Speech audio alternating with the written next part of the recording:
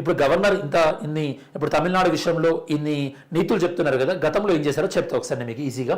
2017లో Goa and Mizoram ఇక్కడ ఏం చేశారు తెలుసా governor?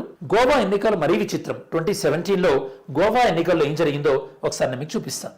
Okay, so 2017 Goa elections.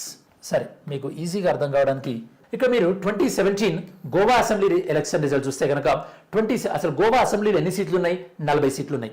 ప్రభుత్వాన్ని ఏర్పాటు చేయాలంటే 21 సీట్లు కావాలి, అంతే కదా? 21 సీట్లు కావాలి, బాగా గుర్తుపెట్టుకోండి. కాంగ్రెస్కి వచ్చినటువంటి సీట్లు ఎన్ని? 17. ఓకే, సో కాంగ్రెస్కి వచ్చినటువంటి సీట్స్ 17. ఓకే, గోవా అసెంబ్లీలో ఓకే, సో కాంగ్రెస్కి వచ్చినటువంటి సీట్లు ఎన్ని? కాంగ్రెస్కి వచ్చినటువంటి సీట్లు 17. మరి బీజేపీకి ఎన్ని సీట్లు వచ్చినాయి ఇక్కడ? ఓకే, సో బీజేపీకి వచ్చినటువంటి సీట్స్, బీజేపీకి యొక్క సీట్స్ 13.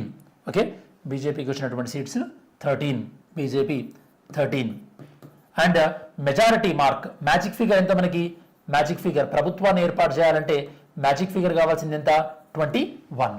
సో ఇప్పుడు మీరు చెప్పండి, గవర్నర్ ఇక్కడ ఎవరిని పిలవాలి?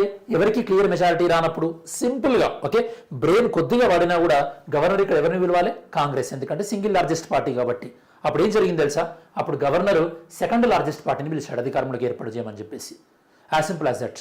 ఓకే, వీళ్ళు అధికారంలోకి ఏర్పాటు చేశారు, అధికారం ఫామ్ చేశారు, ప్రభుత్వాన్ని ఏర్పాటు చేశారు. తర్వాత వీళ్ళ యొక్క బలపరీక్ష నిరూపించుకోవాలి కదా, అంటే వీళ్ళ యొక్క స్ట్రెంత్ నిరూపించుకోవాలి కదా. ఆ టైం కల్లా వేరే ఇండిపెండెంట్స్, వేరే వాళ్ళందరినీ కూడా సపోర్ట్ తీసుకున్నారు వీళ్ళు. సో ప్రభుత్వాన్ని ఏర్పాటు చేశారు. అంటే ఇక్కడ మీనింగ్ ఏంది? ఇక్కడ ముందు వీళ్ళని ప్రభుత్వాన్ని ఏర్పాటు చేయనిచ్చి ఆ తర్వాత ఆ ప్రభుత్వాన్ని కొనసాగించే విధంగా గవర్నర్ సహాయం చేయడం జరిగింది. అంటే ఈ విధంగా గవర్నర్ వ్యవస్థని మనం మిస్యూజ్ చేస్తున్నారు, మీరు అర్థం చేసుకోవచ్చు.